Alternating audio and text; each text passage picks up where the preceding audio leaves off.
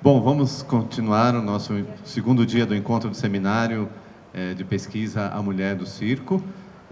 Vamos para a mesa 2, que vai tratar do seguinte tema: quando a artista se torna mãe, possibilidades de existência na cena, no circuito e no mercado de trabalho. Bom, para apresentar esse tema, nós temos uma pesquisadora e temos uma convidada. A pesquisadora é a Maria Carolina Vasconcelos Oliveira, e a convidada é a dona Elza Wolff.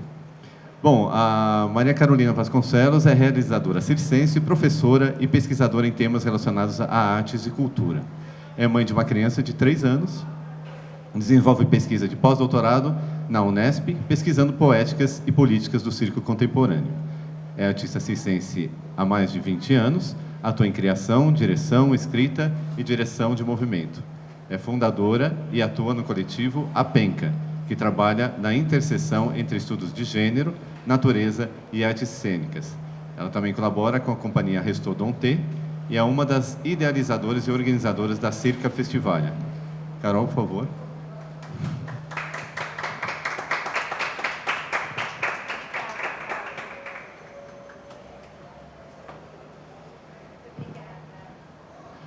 Para acompanhá-la, eu tenho a honra de convidar a fazer parte da mesa a dona Elza Wolff. Eu não vou nem falar do currículo dela, porque quem sou eu para falar da história da dona Elza? Eu vou deixar que ela mesma conte aqui na apresentação. Dona Elza, por favor.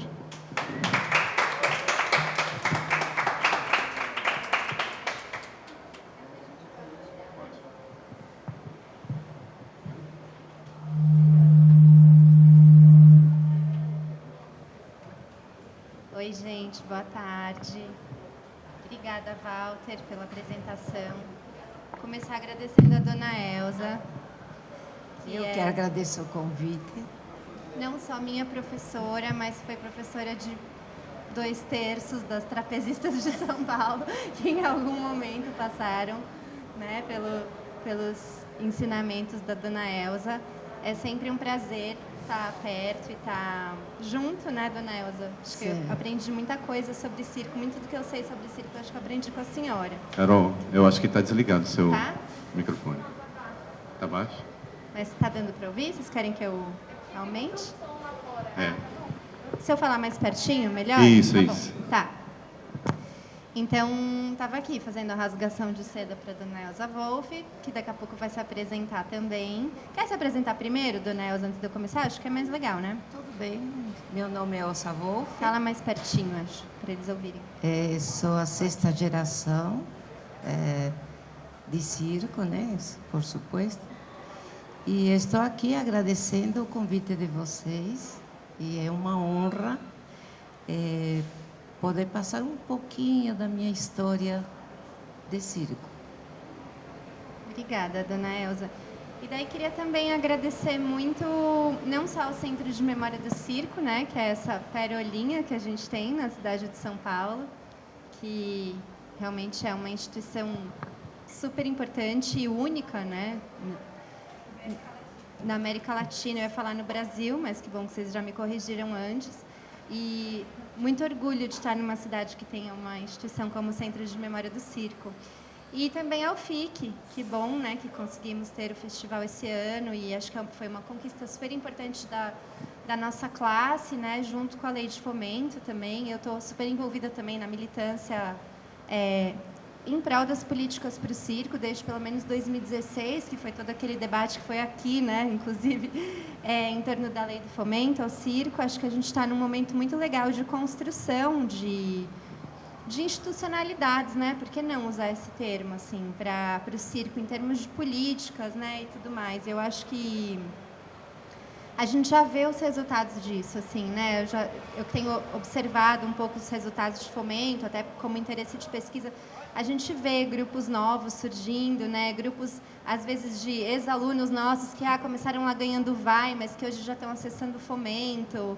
E a gente vê também os grupos que antes que já eram referências, né? Por exemplo, quando eu comecei, eu vou fazer 40 anos esse ano, mas que agora estão sendo mais financiados e conseguindo construir linguagem, né? A gente começa a diferenciar a pesquisa de linguagem entre os circos.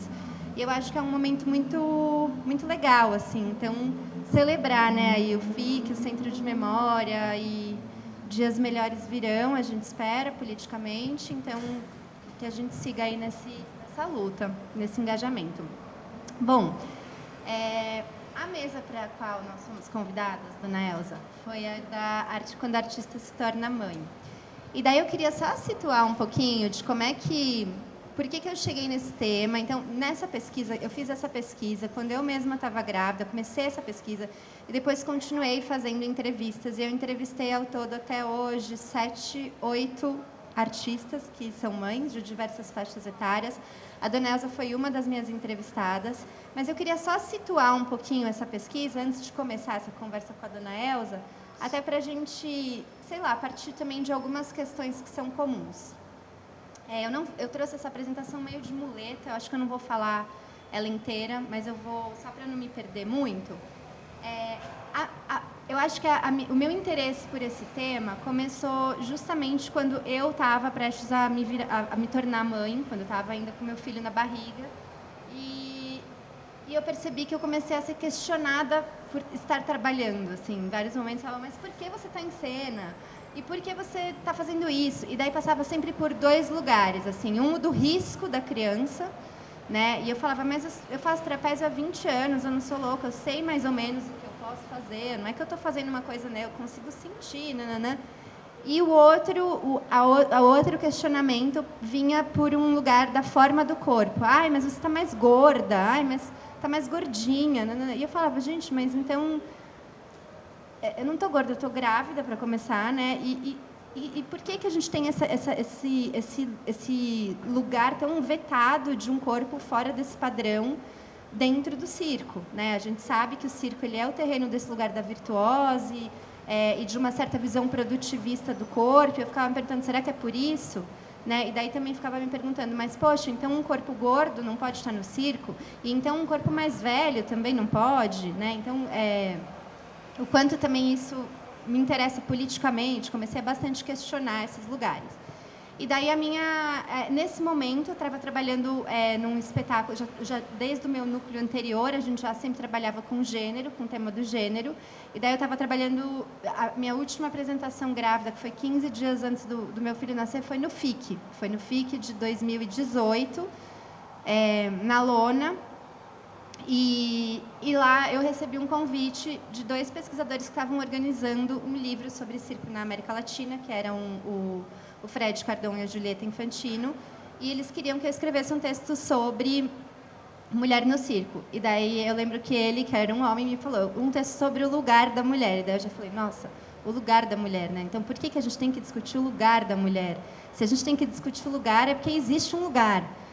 E daí eu venho das ciências sociais, né, de graduação. Eu fiz uma formação básica em dança, daí comecei a estudar circo nas escolas, nos circos escolas e tal, e eu fui fazer minha formação acadêmica nas ciências sociais. Então, eu também estava muito sensível para os temas de gênero, porque eram temas que eu estudava de alguma forma. E daí topei essa empreitada. Falei, tá bom, vamos escrever então sobre circo e gênero. E daí, como é seu nome? Desculpa. M? Tá bom, M, obrigada, pode passar. E daí eu resolvi falar, bom, eu não quero falar de lugar, porque eu acho que esse tema é um pouco problemático, mas eu queria falar de possibilidades de existência. E daí eu usei esse termo. Esse livro parece que vai sair, finalmente, agora, depois de muitos séculos, que ele está pronto, enfim.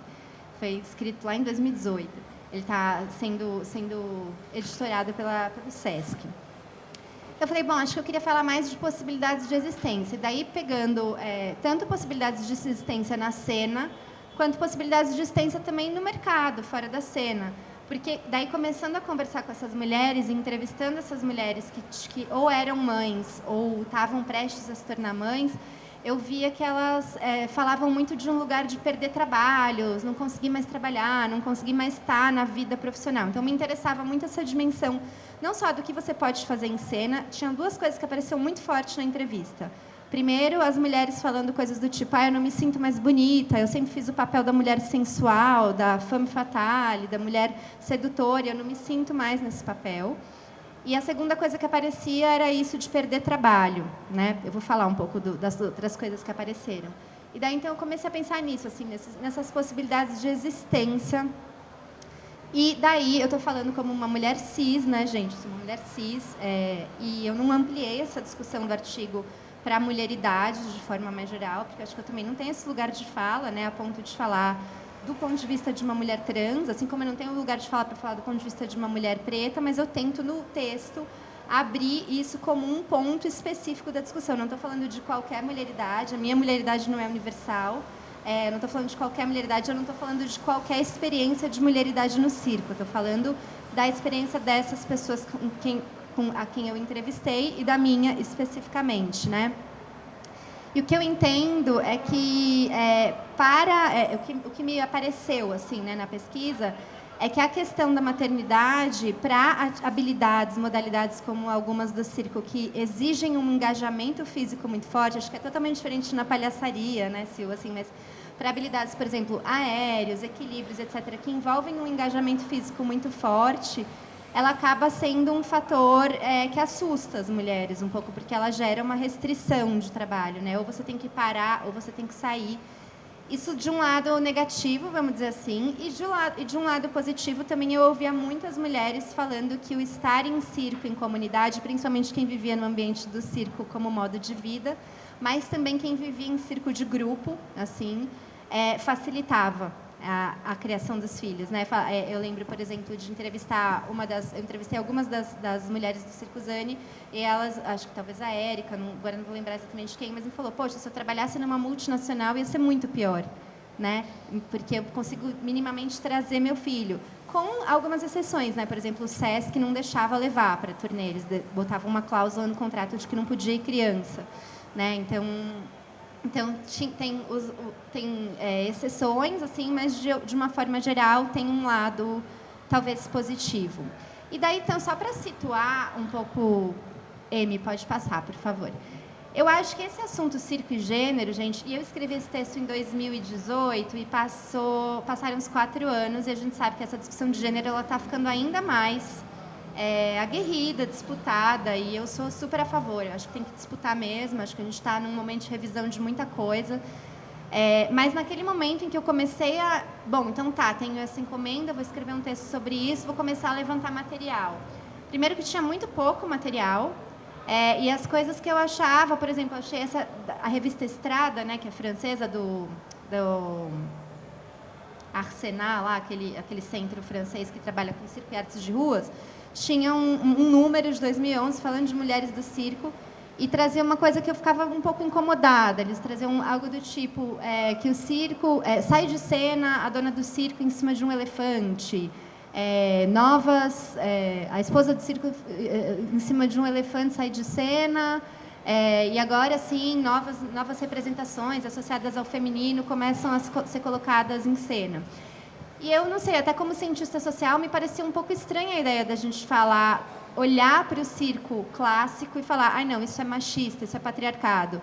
Porque, apesar de sim terem, como a gente pode dizer, elementos de uma cultura patriarcal, assim como a gente acha no cinema clássico, em várias outras manifestações, tem várias fricções em relação a isso. Por exemplo, o fato da mulher trabalhar, o fato da mulher estar em cena, o fato da mulher estar mostrando o corpo, né? Então, nunca tinha um lado só da discussão. Então, no trabalho, eu fiz uma pesquisa mais teórica, tentando levantar esses pontos. Então, se você puder passar para mim... Então, tinha muitos lados. Então, tinha essa pesquisadora que eu vi, por exemplo, que ela dizia, bom, de um lado, a gente, de fato, pode identificar a presença de algumas representações que são patriarcais. Por exemplo, um lugar, às vezes, mais estereotipado do corpo feminino, né? Então, a gente vê as mulheres, via de regra, com menos roupa do que os homens. A gente vê as mulheres, mais frequentemente, ocupando o lugar de parceira, né? Enquanto o homem é protagonista, do que o vice-versa. Tem algumas representações que sim, a gente poderia olhar e falar assim, tá, isso daqui a gente tem esse olhar, isso que é um pouco patriarcal. E, de outro lado, a gente tem também esse imaginário da mulher forte, que é uma coisa que tensiona. E essa pesquisadora, que é uma pesquisadora dos Estados Unidos, que chama Janet Davis, ela vai trazer a ideia de que nos Estados Unidos, o início a entrada das mulheres no circo clássico coincidiu com um movimento de reivindicação pelo voto. Então, era um momento em que tinha um espírito de emancipação meio que rondando a sociedade de forma mais geral. E essas mulheres do circo, elas meio que materializavam, ilustravam muito bem esse espírito, porque eram mulheres que voavam, né, mulheres que estavam em cena, e etc. Então, de um lado, você tem essa representação, e de outro, a gente tem representações patriarcais. E é assim como acontece com tudo na vida, né, gente? Porque a gente sempre vai ter... algo nunca vai ser totalmente conservador em termos de gênero ou totalmente progressista, né? Tem até uma grande discussão que a Judith Butler traz, a teórica de gênero, sobre as drag queens, a figura das drag queens, né? Se elas seriam conservadoras em termos de gênero, porque elas estão pegando os estereótipos femininos e encenando isso, ou se elas são progressistas pelo fato de ser um corpo que, teoricamente, está transgredindo esses códigos, né? Tem uma disputa aí entre correntes feministas em torno disso. Nem vou entrar nesses assuntos, mas foram coisas que eu estudei na época, né? Então, assim, acho que como todas as manifestações, expressões culturais, a gente vai ter referências, né, mais associadas ao patriarcado, que é o grande sistema no qual a gente está inserido. Não à toa a gente ainda vê feminicídio, né, uma série de coisas. Não vou nem falar em agressão à população trans, porque daí a gente entra numa outra seara que é mais muito maior, inclusive, né, em termos de violência. Mas, né, a gente tem as manifestações, elas sempre vão poder ser olhadas a partir desse lugar de que elas estão consonantes com esse espírito do patriarcado, mas também elas às vezes apresentam algumas rupturas e algumas fissuras. E daí me interessava olhar mais ou menos por aí. E daí eu fiz... Pode passar, Amy, obrigada. Eu achei na dissertação de mestrado da Hermínia Silva também, ela trazia um pouco dessa discussão de gênero, que eu achei que ela trouxe de um jeito bem legal, que ela falava que, de fato, a organização do Circo Família, ele se assenta nesse regime patriarcal, né? Então, tem uma predominância de linhagens masculinas na divisão do trabalho. Então, o homem trata dos assuntos externos à família, financeiro, etc., enquanto a mulher tende a cuidar dos assuntos mais internos. A gente poderia falar em termos de produção e reprodução, para usar o termo que se usa nos estudos de gênero, né? Mas ela também relembra, pelo menos olhando principalmente a época que ela estudou, né, anos 1800 e começo dos 1900, que a mulher do circo, desde que nasce, ela vai ser preparada para uma atividade que requer mais do que o cumprimento da sua jornada de trabalho doméstico. Ela vai ser uma artista de circo à noite. E o quanto isso significa uma ruptura com a representação burguesa da mulher, que é a mulher que não trabalha, que só se dedica para as atividades reprodutivas da casa, e que era muito vigente, por exemplo, no começo do século XX, né, até o começo do século XX. Então, podemos passar. E daí, então, é só algumas questões que me apareciam. Assim. Primeiro, essa relação... pode passar esse, não vou entrar tanto. Bom, primeiro também estava bastante, um pouco também influenciada por essas visões de estudos de gênero que diferenciam trabalho produtivo e reprodutivo, né? Entendendo que o trabalho reprodutivo, que é o trabalho necessário para a manutenção da vida social, a casa, cuidado com idosos, cuidado com filhos, tende historicamente a ficar mais centrado na figura da mulher e tende a ser invisibilizado, tende a não ser visto como um trabalho, né? Ele tende a não, isso até hoje, né? A gente sabe. No texto que eu trouxe no texto escrito que eu trouxe uma citação maravilhosa da Bell Hooks, que é ativista feminista negra e pesquisadora que apareceu há pouco tempo, que é um texto lindo, se der até posso ler aí. Ao mesmo tempo também me dá eu fico com uma pulga atrás da orelha, e essa pulga, eu acho que ela também ainda não está resolvida. Tem um outro trabalho que é bastante inspirador, que é aquela plataforma Mulheres de Circo, do Chile, que é da Macarena Simonetti e da... esqueci o nome da Ébana. Enfim, depois eu posso deixar a referência para vocês, mas e que traz também bastante... É uma pesquisa histórica sobre mulheres de circo a partir da perspectiva de gênero, dos estudos de gênero, e que é muito interessante. E a gente tem esse lugar, né, de falar, bom, então essas mulheres eram revolucionárias porque elas rompiam com essa figura da mulher burguesa porque elas trabalhavam. Mas daí, por exemplo, eu penso na minha avó, que não era de circo, mas era uma mulher pobre. E minha avó também trabalhava. E ela não trabalhava porque ela era uma revolucionária, ela trabalhava porque ela precisava botar comida em casa, né? Então, tem um lugar também que a gente pensa que e daí eu lembro, por exemplo, das feministas negras dos Estados Unidos, a Patricia Hill Collins, por exemplo, falando... Essa realidade da mulher burguesa, que a literatura feminina, a literatura de gênero e o feminismo branco traz, vamos romper com a mulher burguesa que ficava em casa, elas vão dizer, isso nunca foi uma realidade para as mulheres pretas. As mulheres não ficavam em casa, não tinha essa figura da mulher burguesa, assim como não tinha entre as mulheres pobres, né? E talvez, daí eu fico me perguntando, talvez não tivesse para as mulheres de circo também por uma questão de contingência, de que todos precisavam trabalhar para aquele modo de vida funcionar, né? Eu acho também que a gente deve tomar um cuidado para não olhar para essas coisas de forma muito heróica com os nossos olhos de hoje, né? Para não romantizar tudo num lugar de gênero que às vezes eu acho que pode ficar meio gasto, assim. Mas enfim. E daí então eu perguntava, podemos passar, Amy, obrigada. Essa é a citação da Bell Hooks, que eu acho muito boa. Deixa eu ver se dá tempo. Acho que eu posso ler rapidinho. Ela fala assim, a maior parte das artistas mulheres que conheço, eu acho que eu vou ter que levantar, porque eu não consigo ver daqui. Quer ler para mim? Posso fazer isso também? É uma voz feminina. Você tem um lugar de fala. Mais ou menos, que ela é uma feminista negra. Ela diz assim, a maior parte das artistas mulheres que conheço se sentem completamente sobrecarregadas. Trabalhamos para ganhar dinheiro. Um parênteses, ela está falando de artistas e intelectuais, né? Ela está falando de artistas e escritoras, como ela própria. Trabalhamos para ganhar dinheiro, para cuidar de nós mesmas e da nossa família, não patriarcal. Passamos um tempo excessivo fazendo um trabalho político para sustentar as mudanças trazidas pelo movimento feminista que permitem que mais mulheres do que nunca façam trabalhos artísticos. E passamos muito tempo tentando descobrir como usar o nosso tempo com sabedoria. Mulheres continuam a se sentir divididas quanto à alocação de tempo, a energia, o compromisso e a paixão. Embora importante, em geral, não é tranquilizador que algumas de nós consigam incluir tudo na agenda, ou conciliar, né, como se costuma dizer, vou tentar conciliar. Há muitos anos decidi que, se quisesse conhecer as condições e circunstâncias que levaram homens à grandeza, deveria estudar a vida deles e compará-la com a vida de mulheres. Então, eu li biografias de homens de diferentes etnias, classes e nacionalidades que a nossa cultura declarou grandes pensadores criativos ou grandes artistas.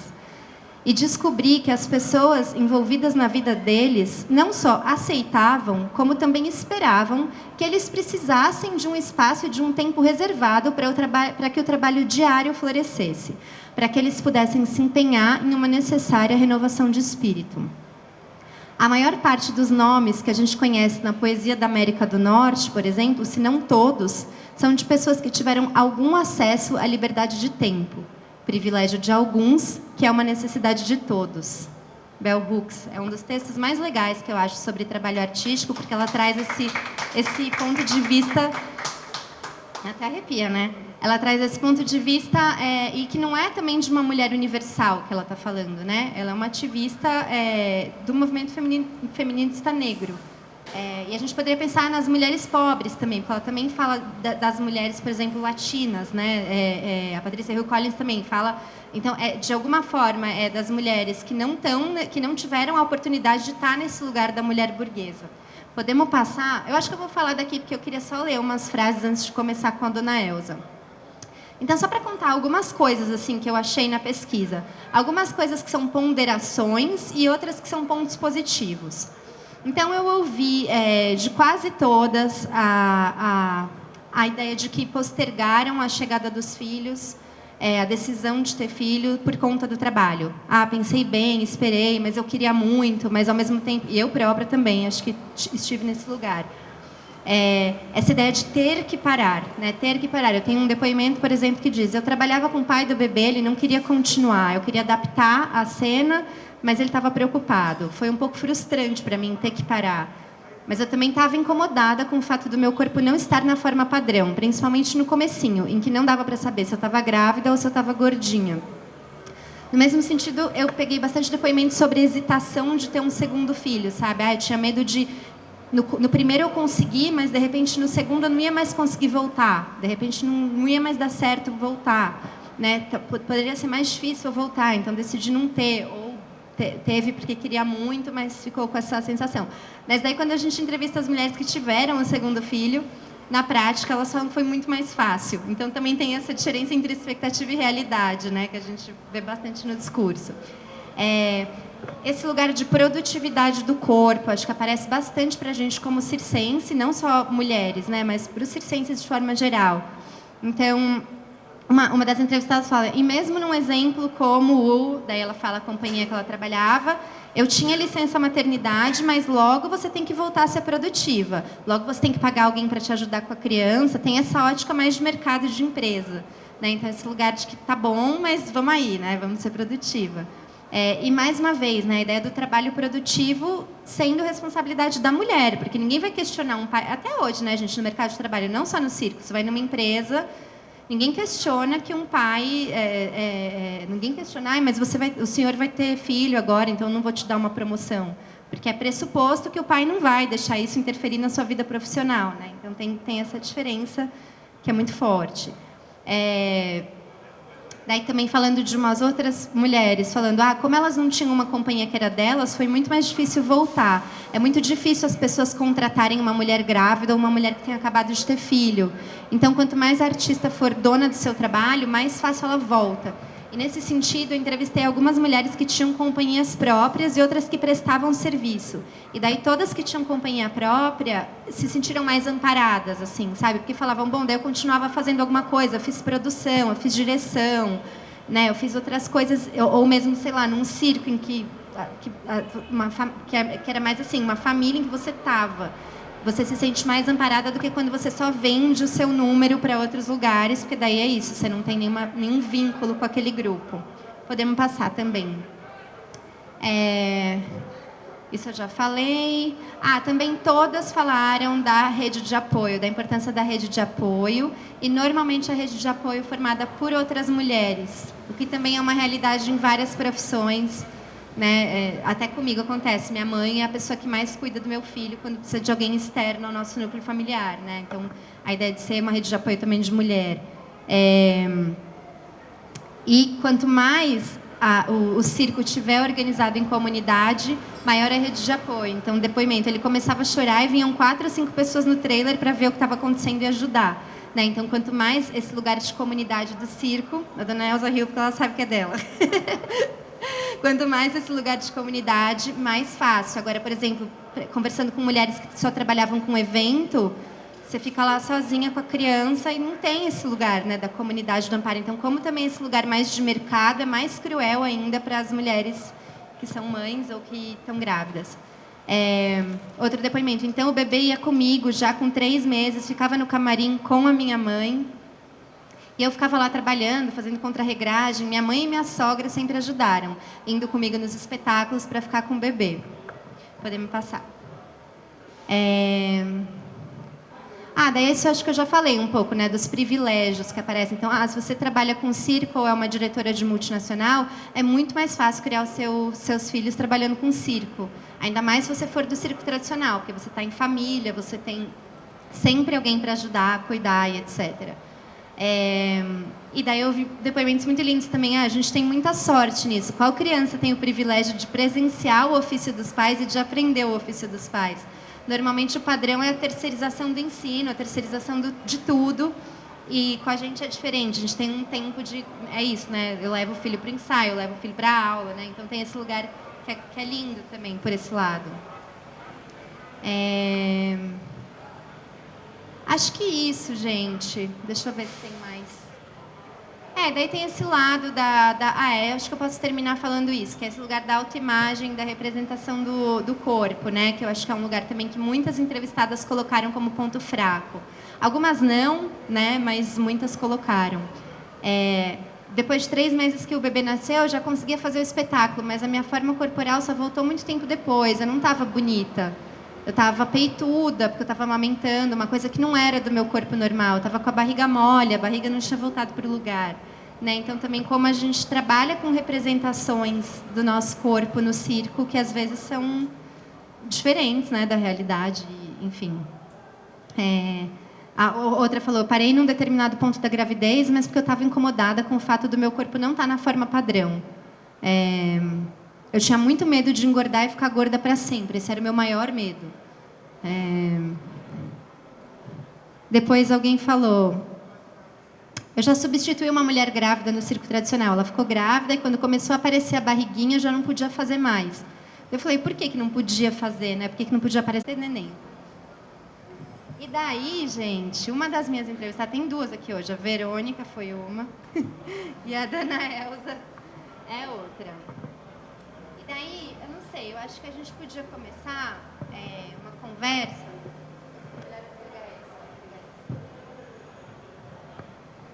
O que eu fico com vontade, Dona Elza, acho que não sei, se a senhora quiser falar um pouco livre, acho que tudo bem.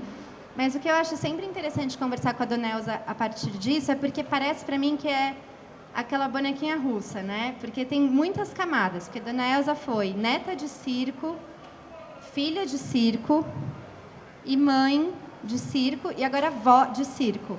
Então eu acho que ela é uma fonte muito preciosa para falar para a gente sobre as mudanças, sabe? Então, não sei, eu gosto de ouvir, Dona Elza, a senhora falando sobre... Era diferente, por exemplo, a maternidade da sua mãe, como que a sua mãe conseguia viver trabalhando com você, sua irmã, crianças, da forma como a senhora viveu, da forma como, por exemplo, o seu filho vive, sabe? Eu gostaria, talvez, de... Olha... Que linda, muito boa.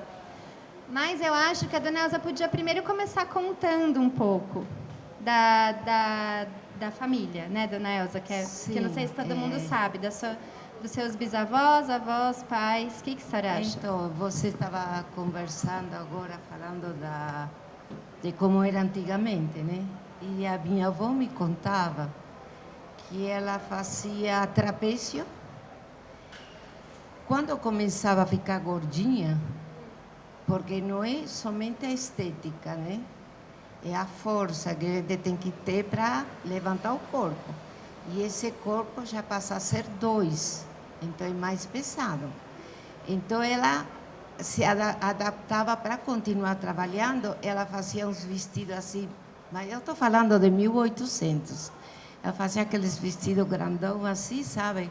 Com uma faixa larga e um laço, que se usava nessa época, aqueles laços na cabeça também. E ela fazia cena de fogo. E aí ela disse que ainda faltava 2 semanas para ela ter o bebê. E ela estava fazendo, confiada, tranquila, fazendo sua cena de fogo. Quando ela estava finalizando, que ela faz o vulcão, que solta aquele fogo enorme, ela sentiu que estourou a bolsa. Aí ela soltou o fogo, cumprimentou, virou e saiu correndo para o camarim. E foi lá que teve um dos seus filhos, no camarim, porque não deu tempo de mais nada. E isso me faz sentir como a mulher é valente, é forte, é rica. Olha, até arrepiei agora. Só de lembrar daquela versatilidade da minha mãe, da minha avó, dela acabar seu número, cumprimentar sem pânico nenhum, virar as costas e sair toda maravilhosa, escorrendo água da bolsa, sabe? Isso a mim me deixou assim, além de pasma, né? Porque você fica muito orgulhosa, né? E aí tem outra coisa também, a mulher de circo, ela precisa do seu corpo, igual que o homem, porque o público paga para ver um espetáculo lindo, maravilhoso, com muita luz, brilho e tudo mais. E aí, quando entram os rapazes com aqueles físicos e tudo, as meninas ficam doidas. Quando as meninas entram bonitas, com aquelas roupas, todos aqueles pernão bonitos, os homens ficam doidos. E essa é a verdade do espetáculo, né? Eles vão, além de ver o que o artista faz, eles também apreciam a figura do artista. Então, a gente, quando vive do corpo, da apresentação do corpo para o público, a gente às vezes se limita. No sentido de que, por exemplo, quem sustentava a minha família era eu, minha irmã e meu pai. E minha mãe, que parou com 50 anos, a gente falou, a senhora se aposentou, fica quietinha. E ela ficou quietinha, só cuidava de nós. Então, você se limita, sabe? Por exemplo, no sentido de que, por exemplo, eu tive meu primeiro filho com 19 anos, o segundo com 38. Por quê? Porque nesse interim, você está trabalhando. Quando vai finalizar um contrato, te aparece outro. E o dinheiro era ótimo. Então, vamos nesse. E assim, e vai passando o tempo. Quando chega já uma idade que você fala, bom, se eu não tiver agora, depois não vai ser mais. Aí que você para e tem seu filho. Aí que você se dedica a ele. Com 3 meses, igualzinho como ela falou, eu voltei a trabalhar. Eu estava gorda. Não, do segundo. Tinha 38 anos, e eu estava gorda e não conseguia me sustentar. E eu fazia número de argolas. E eu me lembro que meu pai falou assim, temos um contrato agora, vamos viajar semana que vem. Não tinha onde treinar, porque era número de altura, onde que eu ia colocar. Fiquei hospedada na casa dos meus tios. Aí eu falei assim, não, tudo bem. A memória que a gente tem, chega lá e faz. Tá bom. E eu me lembro que eu sentava nas argolas, eu pegava assim, puxava o braço, subia o corpo e colocava os pés e abria o espacate nas argolas. Quem disse que eu subia meu corpo? Aí eu falei, meu Deus, e agora? E eu olhava assim para baixo e meu pai lá. Fazia assim para mim, né? Tem uma expressão na Argentina que quando a gente se coça, chama rasca. Ela rasca. E o artista, quando é muito ruim, é um rasca, sabe? Porque o dono sempre fica assim, como é ruim. Então, aí ficou aquela expressão rasca. E aí meu pai lá embaixo, né, fazia para mim. Aí eu muito elegantemente peguei uma argola, tirei a perna, coloquei no pé, aí tirei a outra, coloquei no pé, e aí fiquei em pé e fiz o espacate, porque não consegui levantar meu corpo. Sim, não conseguia levantar meu corpo. O resto foi mais tranquilo, mas aquela puxada assim para sustentar o corpo foi terrível. E tudo com tempinho, né? Dava um pulinho. Ia subir a perna, dava um pulinho. Mas depois de 15 dias, um mês que você trabalha todos os dias, o corpo já volta ao normal, com o preparo físico, tudo isso, e aí você já continua fazendo direitinho. Mas que a gente peca. Eu ouvi bastante isso, dona Elza, das entrevistadas de várias gerações eu tive o filho porque ou era aquela hora ou não ia ter mais, assim, né? Quase que o ultimato do tempo, assim, de... E sabe como que eu descobri que estava grávida? Eu fazia número de argolas com torção nas argolas. E depois subia, fazia o looping, que é um giro com trapézio fixo, e finalizava com o giro de nuca descendo. Estava tudo muito bem, o corpo bonito, fininho, biquíni. Cheguei lá, fiz o giro. Quando parei, que eu cumprimentei, eu senti alguma coisa que se mexeu na minha barriga. Uau. Alguma coisa que foi e voltou. Sabe aquela coisa que, bum, e volta para o lugar? Falei, ué, o que aconteceu? Até aí tudo bem, né? Às vezes a gente come alguma coisa que não cai bem, só que eu não tinha nem ideia do que era. Aí passou uns dias e tinha um artista que falou assim, vamos no ginecólogo, você me acompanha? Falei, vamos. Aí eu cheguei lá, eu falei, vou passar também na consulta. É porque estava de Deus, né? Aí eu cheguei lá e veio o médico e falou assim, parabéns. A senhora está grávida de 4 meses. Aí imagina, né? Eu não desmaiei porque estava tranquila. Mas foi assim, eu falei, e agora? Como que a gente faz? Aí eu cheguei, falei para meus pais. Aí minha mãe falou, não sei o quê, mas o contrato, né? A mamãe. Aí meu pai chegou, meu pai era onda boa, sabe? Ele chegou e falou assim, não tem problema, a gente se vira. Ele fazia número de bicicleta ladrão de bicicleta, então ele fazia muitos eventos. Então, eu, tranquila, podia parar um tempo que ele fazia seus trabalhos sem necessidade de eu estar trabalhando também. E assim foi como tive meu último filho. Esse foi o segundo. Sim, o Dani. E como é que foi a primeira gravidez? Que número a senhora fazia na época? Era o doble trapézio? Sim, fazia o trapézio giratório com minha irmã. Fazíamos o quadrante com meu pai, éramos os três. Eu substituí minha mãe. E aí também foi...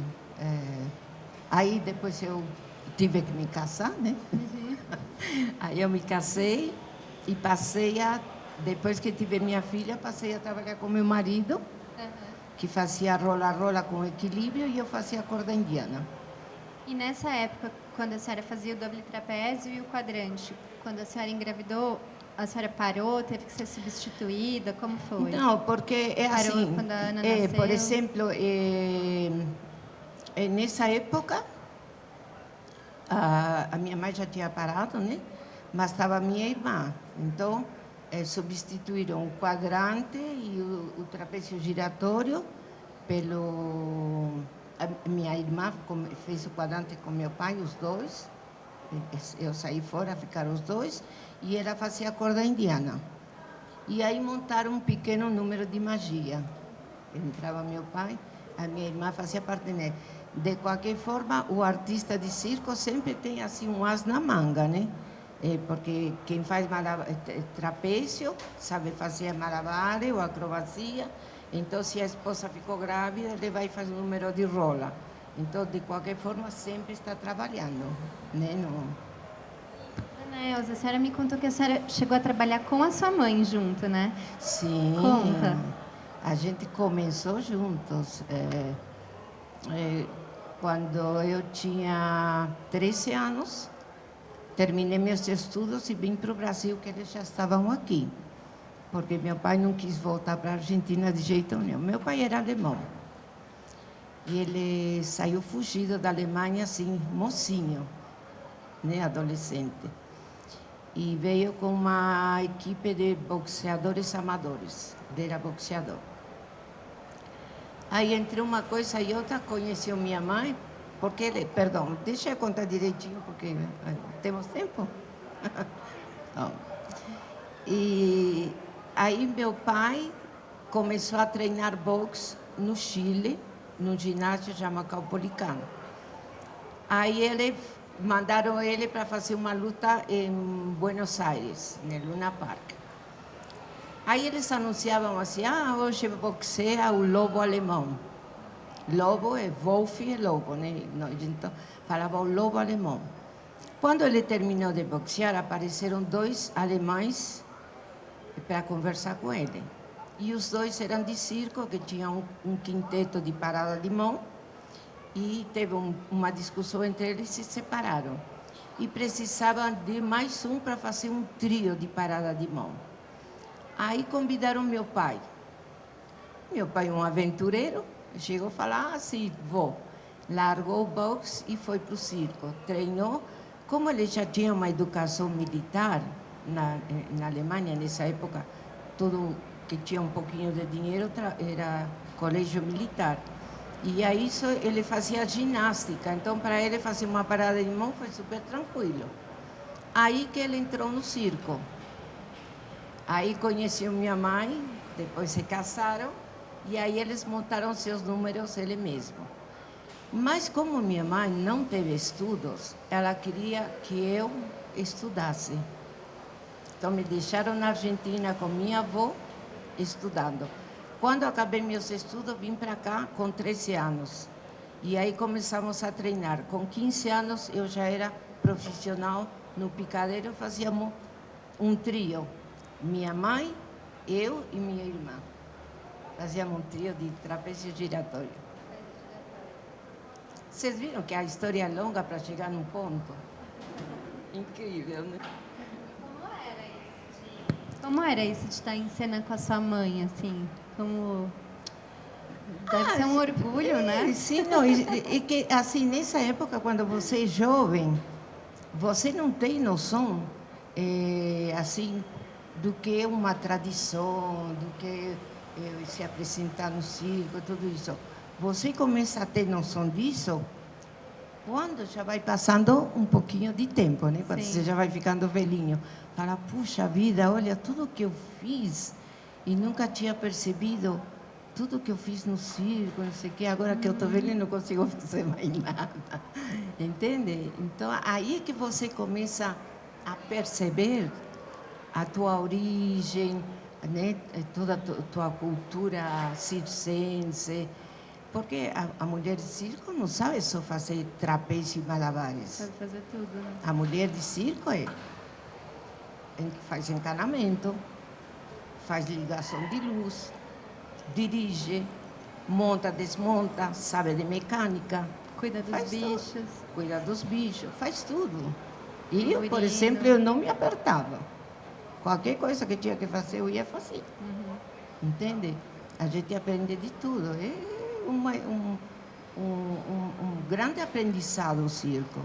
Dona Elza, me conta o que a senhora mais aprendeu com a sua mãe e o que a senhora mais aprendeu com seu pai? Eu sei que com seu pai teve esse lugar de diretor artístico, mas quais foram os maiores aprendizados que vieram da mãe?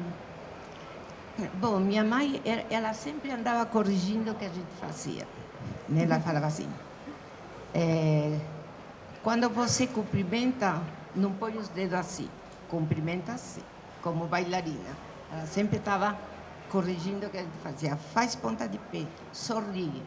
E uma coisa muito interessante, que eu passo isso para meus aprendizes, quando você está treinando é uma coisa, você está treinando para você. Quando você se apresenta para o público, você tem que se comunicar com o público. Entende? Então, a gente entrava, já cumprimentava, sorria e já olhava para o público. Sabe? Era uma comunicação que o público gosta disso. A gente sente bem também. E ela falava assim, o público pagou para assistir. Então, se tiver 2 pessoas, as 2 pagaram. Aí você vai sair bem arrumada, bem maquiada, vai fazer seu número completo. E bem feito e com vontade, senão... E meu pai também tinha isso, também de passar isso para a gente, mas ele era mais a parte de montar aparelho, fazer aparelhos, sabe? Ele sempre estava inventando um aparelho novo, diferente. E eu estava sempre com ele, né? Então, éramos muito unidos os dois. Minha irmã era com minha mãe e eu com meu pai. E costurar, a senhora aprendeu com ele ou com ela? Ou sozinha? A gente aprendeu sozinha, Sozinha, minha irmã né? e eu fazíamos nossa roupa. E assim como meu pai gostava de diferenciar os números, a gente diferenciava as roupas, né? E fazíamos diferente, fazíamos capa, fazíamos coisas na cabeça, tudo isso. Mas sempre diferente dos outros. Porque, para quem não sabe, a Dona Elza trabalha não só como mestra, mas como figurinista e faz aparelhos também. Só não faço dinheiro, infelizmente. Dona Elza, só para finalizar, porque daí a gente passa também para quem está interessado, é uma pergunta que eu sempre faço, né, nas nossas conversas, mas que eu acho que é legal ouvir a senhora falando sobre isso. Como é que é a diferença hoje, né? Então, por exemplo, quando você vê a forma como você criou os seus filhos e a forma como você vê o seu filho criando os seus netos, né? Porque são famílias de circo, mas que trabalham em contextos muito diferentes, né? Sim. Dentro de uma lona ou mais por contrato vendendo. Então, assim, o meu filho, eu estou falando do meu filho porque a minha filha, ela saiu do circo muito cedo, né? E ela optou mais pela medicina, né? Que ela é enfermeira. Mas meu filho, quando ele tinha 4 anos, sofri um acidente e eu parei de trabalhar. E aí entrei como professora, né? Aí depois de 4 anos, o projeto que eu estava fechou por causa da prefeitura, né? Mudou o prefeito. Aí eu tinha um dinheiro guardado, eu coloquei uma videolocadora, que era o que estava no auge nessa época, né? Estou falando dos 90. Então, o meu filho, ele não conseguia acompanhar um circo ou ir numa escola de circo. Ele só estudava, me ajudava tinha uns 9 anos, 10 anos, me ajudava na locadora, mas meu pai ensinava ele. Meu pai pegava um colchão, colocava na pracinha, ensinava ele a saltar. E juntava uma molecada incrível, que até hoje eles lembram de meu pai ensinando Mortal para eles, né? Em 2001, veio o convite da nossa academia. Você estava lá, não? Não. Nem foi.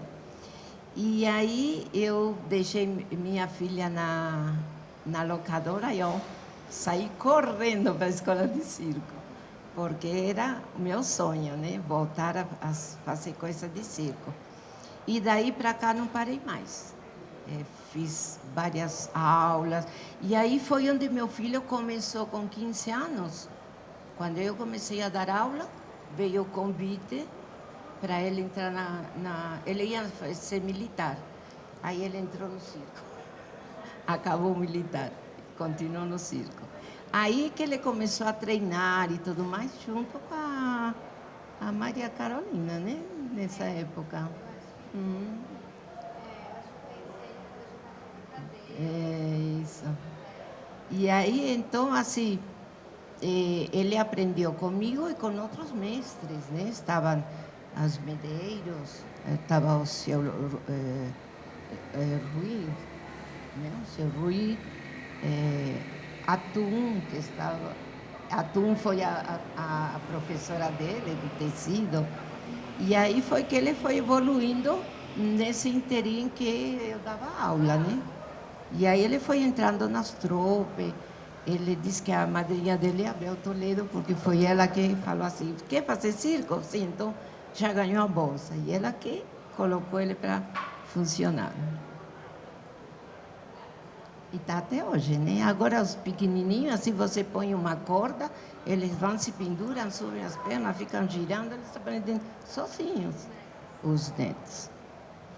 Como toda criança de circo, né? Porque o circo é um parque na porta do trailer para eles. Se penduram em qualquer lugar, e aí eles assistem o mágico, por exemplo, aí eles, durante o dia, eles vão correndo, arrumam umas caixas de papelão, aí eles imaginam que estão fazendo a magia, né? Aí tem as patinhas pequenininhas também lá, fazendo. É uma maravilha. Não sei se alguém quer perguntar, Walter. Senão eu quero posso perguntar. Ficar a tarde inteira aqui conversando com a dona Elza, não tem problema. Ontem nós fizemos uma conversa com a Hermínia Silva, que você menciona na sua pesquisa, né? Ela estava falando justamente das mulheres do final do século XIX, que a dona Elza também mencionou, entre elas a mãe, né? Também atuou nesse período. E principalmente qual era a visão que os jornais, os anúncios passavam dessas artistas que chamavam o público para o circo, né? Sim. Então, em geral, elas estavam se destacando fazendo atividades que normalmente eram feitas por homens, né? Então, sim, elas estavam muito número de força, muito número de equilíbrio, e havia sempre uma ressalva dizendo, apesar disso, elas mantêm a feminilidade. Sim, ou seja, sim, elas fazem como os homens fazem, mas se mantêm femininas. O mais interessante é que essa visão do final do século XIX, ela não muda muito. Depois, o Daniel Lopes, que acompanhou também nessa conversa, ele mostrou algumas reportagens sobre atletas que foram para a Olimpíada e com esse mesmo discurso, apesar de elas serem muito fortes, elas se mantêm princesas, se mantêm, né? Então, há sempre essa preocupação dessa visão oficial de continuar mantendo essa distinção de gênero entre, né, o que são as mulheres de circo que fazem aquilo que os homens também fazem, mas que mantém, apesar de tudo, se mantém feminina. Esse é um discurso que se perpetua até hoje, Por que motivo? Essa que é a minha pergunta. Por que, apesar de toda essa aprofundamento das discussões das questões de gênero, oficialmente ainda se mantém essa preocupação em diferenciar o masculino e o feminino? Deixa eu te falar uma coisa, Walter. No ambiente de circo, quando o número é feito a muita altura, sem rede, ele é mais valorizado e é melhor pago. Quando o número é a mulher que está sustentando o homem, é mais valorizado e é melhor pago. Então, a gente sempre queria se superar para ganhar mais. Essa era a verdade. Mas, por exemplo, aqui no Brasil, que um dia vocês deveriam convidar alguém da família Palacios, que tem assim um currículo incrível, sabe? Uma família tradicional de muitos anos, são incríveis. A dona Nete era dona do circo e ela era portão de trapézio. E meu pai me conta que ela era fabulosa. Qualquer um que se jogava, ela pegava. Não queria nem saber. E isso valorizava muito, porque o público falava assim, vamos assistir, você viu, a mulher é forte, segura os caras, joga para cá, joga para lá. Entende? Isso valorizava muito o espetáculo. Então, esse é um dos motivos também pela mulher querer se superar para fazer melhor o seu número. Minha mãe era pequenininha, era mais baixinha que eu, pesava uns 50 quilos, por aí. E meu pai era grande, pesava 85.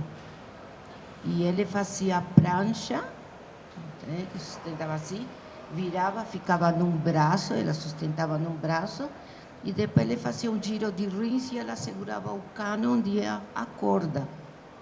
Aí você vê um toquinho de gente segurando um tremendo brutamontes, e ela saía na rua, assim, nas cidades pequenas, e agarrada do braço do meu pai, e o povo falava, nossa, olha, essa mulher segura aquele homem, sabe? Era assim.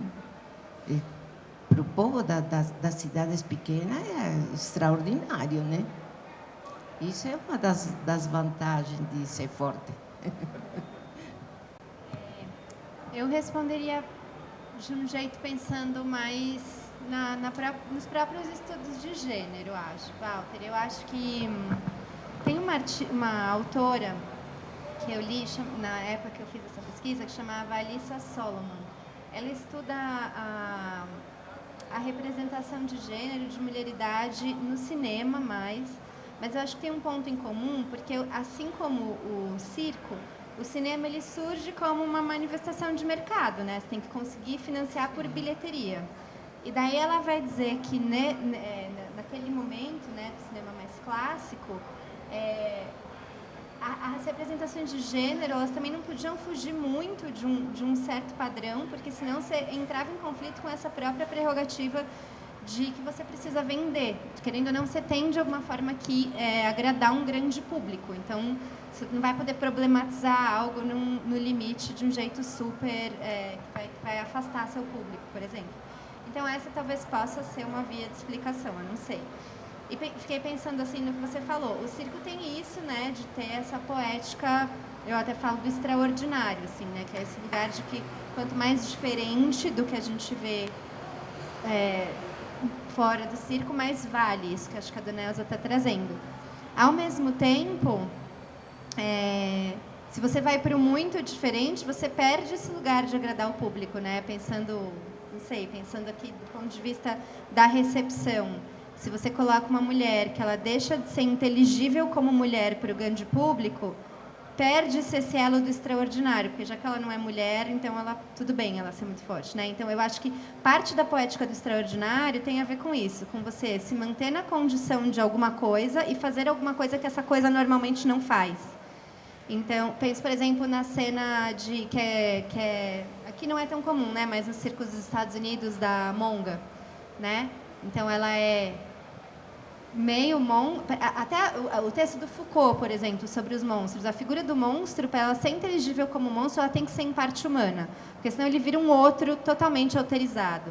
Para ele ser entendido como monstro e causar esse interesse, né, e esse fetiche nesse lugar, ele também precisa ter essa parte humana, né? E então, por exemplo, se a gente pensa nessa narrativa da Monga, é uma mulher. Nos circos do interior ainda tem bastante, não circo, né, mas mais nos shows, assim, não é o circo clássico, mas eu lembro de ter feito uma pesquisa já sobre isso em português. E daí você vê, desculpa, Luana, nos parques, exato. Então, como que é a narrativa tradicional, né, mais clássica? É uma mulher muito linda, muito maravilhosa e representando e encenando um certo lugar de feminilidade que tem a ver com gestos mais assim, ou mais sensuais, que isso é uma representação de gênero, né? Isso não é o feminino em si, isso é uma representação do feminino. Mostrando a delicadeza mostrando da mulher. delicadeza ou ingenuidade, que é outro lugar também muito estereotipado de representação desse feminino. Eu não uso esse termo feminino porque eu estou em outra linha, assim, eu uso mulher. Porque para mim o feminino em si é uma representação, é algo que é uma representação. E em algum momento ela perde e ela vira o monstro, né? Então, eu acho, pensando alto aqui com você agora, que tem para entrar nessa poética do extraordinário, do surpreendente, você não pode perder totalmente o fio da comunicação. Então, ela precisa continuar sendo uma mulher para que o monstro seja surpreendente. Ela precisa continuar sendo uma mulher para que a força seja surpreendente, né? Eu acho que talvez tenha esse jogo no próprio dispositivo poético, mas, enfim, estou chutando aqui, estou pensando junto. Não, é uma boa reflexão, bem interessante. Perguntas? Quem se arrisca? Na verdade, só um comentário sobre isso que a Carol falou. Eu acho que um grande ponto nessa questão que você colocou, Walter, é que sempre vem com um apesar de, né? Apesar de ser mulher, né, consegue carregar. Apesar de... Eu como sanfoneira, já ouvi isso várias vezes. Né? Tipo assim, toca muito bem para uma mulher, né? Ou então, ouve uma gravação e fala, não, isso aí não foi a mulher que gravou, não. Ou apesar de ser uma pessoa com deficiência, consegue... Apesar de ser o capacitismo, né? Acho que esse é o ponto que a gente está num momento também de mudança de paradigmas, né? De transição muito grande. Então, a gente tem que agora bater, né? Não tem jeito, a gente vai ter que falar do lugar de... para poder não ter que falar mais, né? Vai ter que ter muito festival de mulher para não ter que mais ter festival de mulher, porque tem representação suficiente nos festivais sem ser voltados para a mulher. Então, vamos seguindo na luta, né? E uma das coisas mais gostosas que tem no circo é quando você sai na rua e as pessoas... eu vi você, como você é bonita. E é engraçado que muitas pessoas me falaram a mesma coisa. Nossa, mas você parecia mais alta lá em cima. Né? Aí eu disse, você se vê mais alta? Pensei que era mais alta. Como você é bonita, como você faz isso. Sabe, aquela admiração do público que vê a gente fazer uma coisa assim fora do comum, né? E isso é muito gostoso, sabe, para o nosso ego feminino. Mas, ao mesmo tempo, tem o outro lado, né, do Nelsa, que é o lado de... Não sei, eu tô pensando, por exemplo, me intriga quando você fala, quando a minha mãe fez 50 anos, a gente falou para ela, agora é hora de parar. Né? Então, não tem esse lado também, ou não? Sim, mas é assim, tem um momento que a gente precisa pensar em parar, porque o corpo não responde, sabe? Aí, por exemplo, vou fazer 75 anos. Às vezes me movimento melhor que uma pessoa de 30 ou 40, sabe? Mas eu já sinto que essa movimentação, porque meus movimentos são muito rápidos. Eu levanto, deito, sou tudo rápido, porque já é minha genética, assim, digamos, né? Mas tem momentos que eu me levanto rápido, já travei. Entende? O corpo não responde. Você, assim, fisicamente, você se vê perfeita, maravilhosa, ainda jovem. Mas o corpo, o físico interno, não te ajuda mais. Então, você sente quando é o momento de parar. E minha mãe trabalhou desde os 5 anos. E aí meu pai chegou e falou para ela assim, não, vieja, velha, temos que parar. Aí ela perguntou, ele continuou. Aí ela falou assim, mas por que você vai continuar? E ele virou e falou assim, porque eu nunca tive filhos. Sabe, porque o organismo da mulher vai mudando, e a mulher sofre mais que o homem, por causa dos embaraços, por causa dos abortos, sabe, aqueles abortos espontâneos, tudo isso, sabe. E ele sabia que ele pesava 85 quilos e ela aguentava isso. Mas chega um momento que não dá mais, entende? E ele continuou trabalhando porque fazia pouca coisa com a gente. Fazíamos um quadrante. Ele só segurava no dental minha irmã, que era magrinha, apenas. E depois, quando o médico, ele ficou doente, e o médico falou assim, seu Wolf, o senhor não vai poder subir mais e ficar de cabeça para baixo, porque sua pressão pifou, está alta. Não pode mais. Falei, tudo bem, tudo bem. Aí ele ficou lá. Já sei, vou fazer o ladrão de bicicleta. E continuou trabalhando até os 75 anos, com o ladrão de bicicleta. Sim, no picadeiro. Até os 75 anos trabalhou. Eu sempre acho isso curioso, porque às vezes a gente vê umas figuras mais velhas, né, no picadeiro, e quase sempre são homens, né? Porque a estrutura deles é mais forte. É o que eu te digo, a gente quando tem bebê, tudo muda, né? O quadril fica mais largo, né? Mas a gente poderia fazer o ladrão de bicicleta também, dona Elza. Quem? As mulheres. Também. Acho que daria. Acho que rolaria. Ou então faz costura, o aparelho que nem eu. Ou faz tudo. Não sei se alguém quer Mais alguma pergunta da plateia presente? Não? Ei! Eu ia pedir para a Carol falar mais sobre sua linha, que você não usa o feminino, o que é que você tem pensado? Você falou da mulheridade, né? Da mulher e dessas linhas mais contemporâneas do feminismo, né? Que tem várias. Como é que você está linkando isso com pensando a mulher no circo, assim? Temos umas 3 horas, eu acho. É uma treta essa pergunta. Não sei se eu saberei falar tudo, assim. Eu acho que... Bom, daí... Feminino é uma representação de gênero, né? Quando você fala que algo é feminino, você está remetendo a uma ideia que é socialmente construída sobre aquilo que supostamente está associado ao corpo da mulher. Então, não sei, quando eu penso no circo, por exemplo, me vem essas imagens, tipo... Isso, um certo lirismo, principalmente no aéreo, né? Quando você tem esse lugar quase etéreo, ou, do outro lado, um lugar mais... sensualidade e tal. Eu gosto um pouco das correntes mais pós-modernas, tipo a própria Judith Butler, que vão olhar a performance de gênero sempre como uma performance, então sempre vai ser uma performance, nunca é dado, nunca é essencial. E essas teorias que vieram depois dela, né, a teoria queer, vão questionar a própria ideia de sexo, né? Vão dizer que a própria ideia de sexo ela não é essencialista e biológica e natural. Ela é uma ideia também que é socialmente construída. E nesse sentido, então, a gente performa mulheridades ou hombridades, né? A gente performa como atos cênicos mesmo. Eu gosto disso. Ao mesmo tempo, sei lá, eu tenho... politicamente fico pensando um pouco nos limites dessa teoria queer, que é quase que deixar tudo igual. E ao mesmo tempo que eu entendo, eu não sou feminista radical, mas tem uma coisa que eu partilho com o feminismo radical, é que é o fato que, de fato, você se identificar como mulher te traz um lugar de diferença de tratamento no mundo social. E é um lugar de opressão, né? Então não é tudo igual, não é tudo queer, não é tudo... Não sei, me toca essa crítica do feminismo radical, assim, de olhar e falar, tá... Mas você tem um lugar que, ou você sendo mulher trans, ou você sendo mulher cis, você está num lugar de opressão, que não é o mesmo lugar, não é qualquer lugar, né?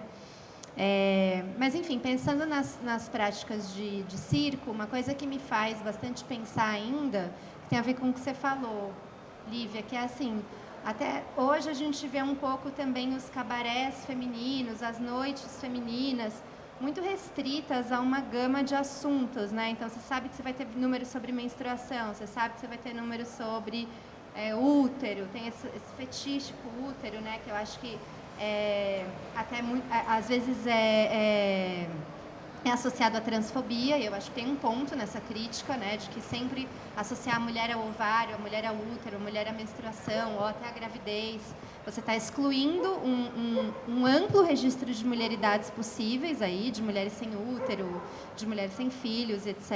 Eu concordo muito com essa crítica, eu acho que ela faz muito sentido, e a gente vai, é isso que você falou, a gente vai ter que falar sobre isso, porque é um momento de revisão mesmo, e eu ainda vejo que esse circo que ele é reivindicado por mulheres, agora eu acho que menos nesses últimos anos, e eu acho que muito por conta desse movimento das mulheres trans, não binárias e trans. Mas até pouco tempo era muito restrito nos assuntos, assim, né? Era muito, você sabe que vai ser ou sobre menstruação, ou sobre não sei o quê. E eu acho que, sei lá, no limite a mulher teria que poder entrar em cena para falar sobre física quântica, sobre o que ela quiser, política, sei lá, água, vaso, o que for, né? Então, eu acho que, por exemplo, tem algumas autoras de feminismo nas artes que vão diferenciar arte feminista de arte feita por mulheres, né? Porque a gente ainda vê muito, e eu acho que o circo ainda falta também andar um pouco nesse lugar. Uma coisa é arte feita por mulheres, outra coisa é uma arte que se propõe politicamente a questionar temas de gênero, questões de gênero na sociedade. Nem toda arte feminista, nem toda arte feita por mulheres é uma arte feminista. Nem toda arte que fala de menstruação é uma arte feminista, né? Então e não precisa ser também, tudo bem. Eu não sei se o meu trabalho alguns trabalhos talvez sejam, outros não. Quando eu estava grávida, eu não estava querendo fazer engajamento político nenhum, por exemplo. Não era tão, não estava ancorado numa pauta muito política o meu trabalho naquele momento, eu nem conseguia pensar direito. Né? Então, eu acho que tem alguns lugares ainda que eu acho que dá para destrinchar desse tema. E eu acho que no circo tem um lugar que eu acho que é muito na frente assim, dessa discussão de gênero, que é a palhaçaria, né, Sil? Que enquanto essa discussão agora está chegando, eu acho, nos aéreos, na palhaçaria feminina já está há muito tempo acontecendo, né, Sil? Essa discussão, muito mais tempo eu vejo, assim. Eu acho que é um lugar que está mais... E talvez até pelo lugar de trabalhar com o cômico, né? De você poder usar a comicidade para fazer a crítica, talvez, né? Não sei, mas é um lugar que eu acho que está mais à frente, assim. Não sei, é difícil responder essa pergunta, mas... Eu posso fazer uma observação? Sim. Antigamente não tínhamos esse problema assim de feminino, masculino, isso, aquilo. No circo era... aceito qualquer tipo de sexualidade, era normal, tranquilo, sabe? A minha mãe foi palhaço, porque no circo, meu pai comprou um circo e trabalhávamos, e ele contratou palhaço, e tinha um locutor que trabalhava junto com o palhaço ficou bêbado, conheci uma moça, passou a noite com a moça, ficou bêbado e nem apareceu no espetáculo. E aí veio minha mãe e meu pai falou, e agora o que fazemos? Estamos sem palhaço. E minha mãe falou, não tem problema. Ela foi, pegou umas roupas de meu pai, que ele era maior, né, mais grande, e colocou e se pintou e entrou de palhaço. Ninguém entendeu nada, porque a chilena falando em português era um desastre. Mas todo mundo ria das mímicas dela, sabe? Então, quer dizer, não tinha essa diferença. Tinha homossexual. Eu conheci um homossexual no México, ele chama Rubi, colombiano. E ele entrava vestido de mulher, com umas roupas incríveis, cheia de brilho, fazia um número de contorção nas argolas, que era a atração do circo. Era maravilhoso o número dele. E ele saía na rua e todo mundo ia cumprimentar. Ai, nossa, você é aquele que entrou com a peruca, não sei o quê. Sabe, e cumprimentava, e conversava, e questionava.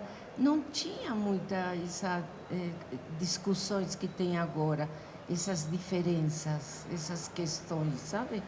Era muito mais tranquilo. E você estava falando de racismo, né? E eu vou comentar uma coisinha que talvez ninguém saiba. Nos anos 60, o Moulin Rouge, você sabe o que é o Moulin Rouge? O maior e mais antigo teatro de Paris. Entravam 30 mulheres maravilhosas, enormes, que era o tipo de mulheres que eles procuravam. Altas, magras, bonitas e dos pernão bem compridos, assim. Então elas entravam e pá, jogavam as pernas para cá e para lá. Quando começou a história do racismo, eles tinham por obrigação contratar uma negra. E você via 29 loiras, brancas e uma negra. Eram tão filha da mãe que só contratava uma também, né? Desculpem. Mas eles tinham a obrigação de pôr uma pessoa de cor no espetáculo. Nos anos 60. Nos anos 60. Imagino que o salário seria menor que o das outras. Mas, infelizmente, né? Detalhaço esse, né? Tem bastante, a gente encontra bastante também em livro essa ideia de que no circo as pessoas que eram oprimidas na sociedade por algum momento eram aceitas, né? E achavam esse lugar de pertencimento, né? Tanto PCD, ou pessoas que, sei lá, tinham tido algum estigma, alguma coisa. Desculpa, lembrei de outra coisa. É como ela falou, aquelas bonequinhas russas que vai tirando, né? Então, tem tinha, porque já faleceu, infelizmente, um artista brasileiro negro. E eu sei dessa história porque meu pai me contou quando a gente encontrou ele num circo. Nós fomos fazer um trabalho e ele estava ali, já velhinho e doente, morando numa barraca. Foi o primeiro negro que pisou a pista do Ringling, a pista central. E era brasileiro. E eu tive a honra de conhecer, conversar, bater um papo com ele. Uma pessoa maravilhosa, fazia número de rola-rola com o adágio com a esposa. A esposa, não sei o que aconteceu, ela ficou doente, chegou à demência, faleceu e ele ficou arrasadíssimo. E aí foi decaindo a vida e o trabalho dele, né? Mas, assim, foi um logro. O primeiro negro pisar o picadeiro central do Ringling, o maior circo do mundo naquela época. A própria história do Benjamin, né, que conta no livro dela, Também. sendo alguém que está num contexto de opressão e que foge com o circo e encontra esse lugar de realização, sentido, né? De sentido. E ela narra no livro isso, né? De que como ele eram muitos que estavam vivendo uma vida oprimida por algum momento, por algum motivo, e que encontram um sentido no circo. Tem esse lugar, talvez, né, um pouco.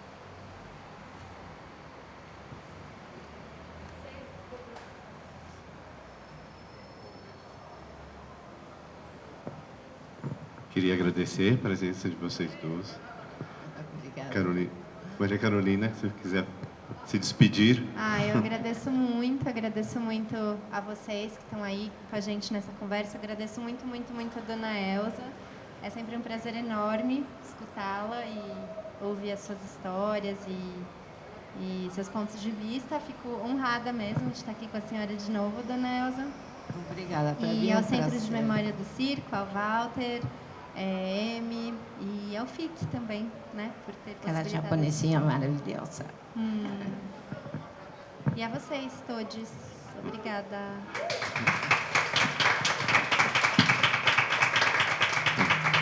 Bom, essa foi a segunda mesa do segundo dia do nosso seminário. Aqui os encontros presenciais se concluem. Nós ainda temos 2 encontros virtuais, um hoje à noite e outro amanhã à tarde. Eu quero agradecer a equipe do FIC por dar essa oportunidade de a gente colocar um seminário de pesquisa, que é algo tão raro dentro de uma programação artística. Agradecer ao Centro de Memória do Circo, desde sempre, porque aqui é a nossa casa, aqui nós começamos a fazer pesquisa e aqui vamos continuar enquanto deixarem, né? E agradecer ao professor Mário Bolognese, que junto comigo articulou toda essa grade aí de pesquisadoras. A maior parte dessas pesquisadoras também foram orientadas pelo próprio Mário, então acho que isso é importante. Eu acho que o Mário mantém ainda um grupo de pesquisadoras, né, chamada Pesquisa sobre Mulheres, né, e que está sendo articulado desde o ano passado, que ainda vai render muito, né. Então acho que é importante a gente citá-lo aqui. Ele está presente sempre nos encontros virtuais, porque ele não mora aqui em São Paulo, ele está à distância, ele não pôde estar aqui, então ele de alguma forma participa. Então agradeço a presença de vocês também e viva o nosso circo!